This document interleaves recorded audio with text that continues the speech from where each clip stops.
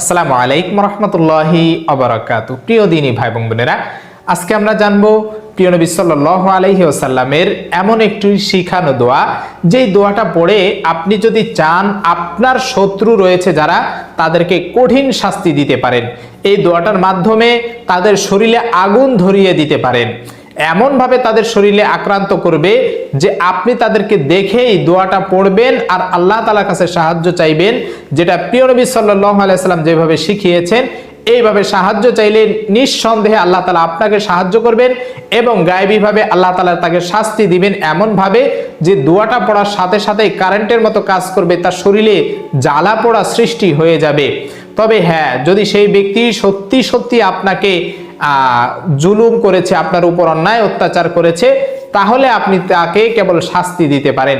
আল্লাহ রাসূল সাল্লাল্লাহু আলাইহি সাল্লাম যখন কোনো জনগোষ্ঠীকে ভয় পেতেন, কোনো কওমকে ভয় পেতেন যে এরা আল্লাহ রাসূল সাল্লাল্লাহু আলাইহি সাল্লাম বা ইসলামের উপরে আঘাত আনবে, তখন এই ছোট্ট দোয়াটা পড়ে আল্লাহ তাআলার কাছে সাহায্য চাইতেন, সঙ্গে সঙ্গে আল্লাহ তাআলা ফেরেশতা পাঠিয়ে দিতেন এইভাবে সাহায্য করার জন্য।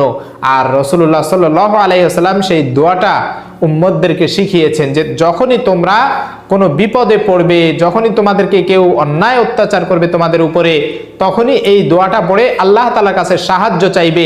দেখবে যে মুহূর্তের ভিতরে আল্লাহ তাআলা গায়েবীভাবে তোমাকে সাহায্য করবে এবং যেই অন্যায়কারী জুলুমকারী তোমাকে অন্যায় অত্যাচার করেছে তাকে আল্লাহ তাআলা শাস্তি দিবেন। তাই এই ছোট্ট দোয়াটা আমরা শিখবো। প্রিয় দিনী ভাই এবং বোনেরা, মানুষ মানুষের উপর অনেক সময় জুলুম নির্যাতন করে শুধু নিজের ক্ষমতা বলে, বিশেষ করে ভাই ভাইয়ের উপরে, এরপরে দেখা যায় যে প্রতিবেশী প্রতিবেশীর উপরে, বা একজন অনেক টাকা পয়সাওয়ালা আধিপত্য বিস্তার করাকে কেন্দ্র করে অসহায় এমন গরিব দরিদ্র রয়েছে অনেক, তাদের উপরে অন্যায় অত্যাচার করে। বা অনেকে আমাকে কমেন্ট করে থাকেন যে হুজুর, আমি এতটাই বিপদে পড়েছি যে আমি একজনকে টাকা ধার দিয়েছি, তাকে টাকা দেওয়ার পরে সে আমাকে টাকা দিচ্ছে না, আমি কিভাবে টাকা তুলতে পারি। যখনই তাকে আমি বলি আমার টাকাটা ফেরত দেওয়ার জন্য, তখন সে আমাকে হুমকি ধামকি দেয়, আমাকে ভয় দেখায়। এই শত্রুর ব্যাপারে কি বলবেন, এমন অনেকেই কমেন্ট করে থাকেন। তা আমি আপনাকে পরামর্শ দিব, এই আমলটা করে যান।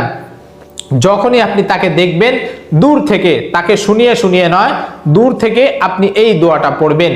এমন অনেক ব্যক্তি এই সমস্যার ভিতরে ভুগছেন, আল্লাহ রাসূল সাল্লাল্লাহু আলাইহি সাল্লামের শিখানো এই দোয়াটা পড়ে যান, তারপরে দেখেন আপনি কিভাবে কারেন্টের মতো কাজ করে। আপনার যদি আল্লাহ তাআলার উপরে তাওয়াক্কুল থাকে, ভরসা থাকে, 100তে 100% যদি ভরসা নিতে পারেন যে এই দোয়ার বদৌলতে আল্লাহ তাআলা ওই ব্যক্তিকে হয়তো মনটা গলিয়ে দিবেন, আপনার কাছে এসে ক্ষমা চাইবে এবং নিজের অপরাধ স্বীকার করবে। আপনার উপরে আপনি যদি তাকে টাকা টুকা পান বা অন্য কোনো কিছু পান, সে আপনাকে ফেরত দিয়ে যাবে, অন্যথায় সে আপনার কাছে ক্ষমা চেয়ে নিবে। এইভাবে হয়তো আল্লাহ তাআলা ব্যবস্থা করে দিবেন, অন্যথায় তাকে এমন কঠিন বিপদের ভিতরে ফেলবেন যে আপনিও অবাক হয়ে যাবেন যে এই দোয়াটা আল্লাহ তাআলা এমন ভাবে কবুল করলো। যে ব্যক্তি সকালে ধনী ছিল, রাতের বেলা ফকির হয়ে গেল, যে ব্যক্তি সকালে সুস্থ ছিল, সন্ধ্যাবেলা দেখা যায় অসুস্থ হয়ে গেল, এর কারণটা কি? আপনি তখন বুঝতে পারবেন যে নিশ্চয়ই আল্লাহ তাআলা আমার দোয়া কবুল করেছেন এবং সঙ্গে সঙ্গে এই ব্যক্তিকে আল্লাহ তাআলা এইভাবে শাস্তি দিয়েছেন। তাই আপনি এই আমলটা করবেন। আবারও আমলের নিয়মটা বলে দিচ্ছি, দোয়াটা আমি বাংলা উচ্চারণ সহ স্ক্রিনে দিয়ে দিব, অর্থটার দিকে লক্ষ্য করবেন। চমৎকার একটা অর্থ যে প্রিয় নবী সাল্লাল্লাহু আলাইহি সাল্লাম প্রত্যেকটা উম্মতদেরকে শিখিয়েছেন।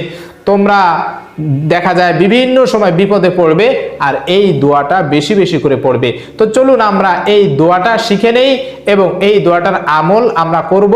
তবে হ্যাঁ, তার আগে একটা কথা বলতে চাই, কখনোই প্রতিশোধ পরায়ণ হওয়া ঠিক নয়।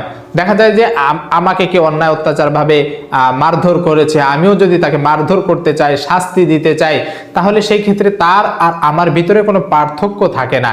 তাই উচিত হচ্ছে ক্ষমা করে দেওয়া। আপনি যদি এমন হয় যে এমন বিপদ যে তাকে আসলে ক্ষমা করলে এই ব্যক্তি শুধরাবে না, সেটা ভিন্ন বিষয়। যদি শুধরিয়ে যায় এমন মনে হয় আপনার কাছে, তাহলে তার হেদায়েতের জন্য দোয়া করবেন। আল্লাহ রাসূল সাল্লাল্লাহু আলাইহি সাল্লাম যখন কোনো কাফের মুশরিক আল্লাহ রাসূল সাল্লাল্লাহু আলাইহি সাল্লামকে আঘাত করত, পাথর বা ইট পাটকেল এগুলো ছুঁড়ে মারতো আল্লাহ রাসূল সাল্লাল্লাহু আলাইহি সাল্লাম দ্বীনের দাওয়াত দেওয়ার জন্য, তখন আল্লাহ তাআলার কাছে রাসূল সাল্লাল্লাহু আলাইহি সাল্লাম দোয়া পড়ে সাহায্য চাইতেন। তবে তাদের ধ্বংসের দোয়া করতেন না, তাদের হেদায়েতের দোয়া করতেন। আপনি ওইভাবে আগে হেদায়েতের দোয়া করে নেবেন যে আল্লাহ, এই ব্যক্তি যদি সমাজে যেহেতু এমন ফিতনা সৃষ্টি করতেছে, তুমি তাকে হেদায়েত দাও। কারণ হেদায়েত দিলে এটা নিজের মনের অনেক বড় একটা পরিচয় দেওয়া হয়। আর আল্লাহ তাআলা বলেন যে বান্দা অন্যকে ক্ষমা করে দিবে, ক্ষমা হচ্ছে আমার গুণ, যে অন্যকে ক্ষমা করে দিবে আমিও কাল কিয়ামতের ময়দানে এই বান্দাকে ক্ষমা করে দিব। তাই আপনি তাকে ক্ষমা করার চেষ্টা করবেন এবং তার হেদায়েতের দোয়া করবেন। আর যদি দেখেন যে না এই ব্যক্তি আসলে ভালো হওয়ার নয়, তখন আল্লাহ তাআলাকে বলবেন, সাহায্য চাইবেন যে আল্লাহ তুমি এমন ব্যক্তিকে ধ্বংস করে দাও এবং সমাজ থেকে ফিতনাকারীকে একেবারে উঠিয়ে নাও, যাতে করে সমাজে মানুষের ভিতরে এমন বিভ্রান্তি সৃষ্টি না করে, মানুষকে ক্ষতি না করে, মানুষকে অন্যায় অত্যাচার ভাবে জুলুম না করে, একে অপরের শত্রুতা যেন সৃষ্টি না হয়। এইভাবে আল্লাহ তাআলার কাছে দোয়া করবেন, তাহলে দেখবেন যে আপনি এই আমলের মাধ্যমে আল্লাহ তাআলা তাকে এইভাবে শাস্তি দিবেন, তার শরীরে আগুনের মতো জ্বালা পোড়া করবে, এমন ভাবে তার কম্পন সৃষ্টি হয়ে যাবে শরীরে, এমন পাওয়ারফুল একটা দোয়া। তাই আজকে আমরা সেই দোয়াটা শিখবো। চলুন আমি স্ক্রিনে দিয়ে দিচ্ছি বাংলা উচ্চারণ সহ, আরবি বাংলা দুটোই দিয়ে দিচ্ছি, আপনি যেটা পারেন সেটা দেখে ভালো করে দোয়াটা মুখস্থ করবেন।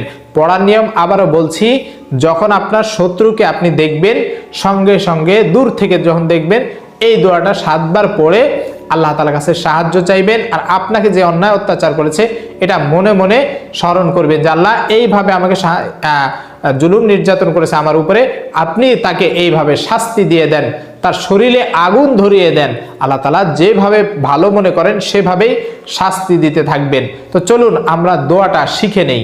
দোয়াটি হলো আল্লাহুম্মা মুনজিলাল কিতাবি সারিআল হিসাবি মাজরিয়াস সাহাবি হাজিমাল আহজাবি আহজিমহুম ওয়া জালজিলহুম। আবারও বলছি, ভালো করে লক্ষ্য করেন। আল্লাহুম্মা মুনজিলাল কিতাবি সারিআল হিসাবি মাজরিয়াস সাহাবি হাজিমাল আহজাবি আহজিমহুম ওয়া জালজিলহুম।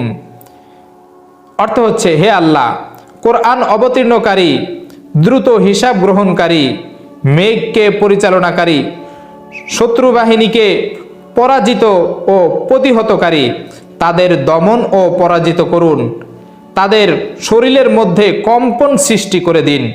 কত চমৎকার একটা দোয়া, এবং অর্থটার দিকে একটু যদি লক্ষ্য করে থাকেন তাহলে বুঝবেন যে আল্লাহ তাআলার কাছে প্রথমে আল্লাহ তাআলার প্রশংসাগুলো করা হয়ে যাচ্ছে, এরপরে আল্লাহ তাআলার কাছে সাহায্য চাওয়া হচ্ছে যে আল্লাহ আপনি তো সকল ক্ষমতার উৎস, আপনার কাছেই আপনি তাদেরকে এইভাবে ধ্বংস করে দিন, তাদের শরীরে জ্বালা পোড়া করে দিন, তাদের শরীরে কম্পন সৃষ্টি করে দিন, যাতে করে অন্যের উপরে অত্যাচার করার আগে 1000 বার চিন্তা করে।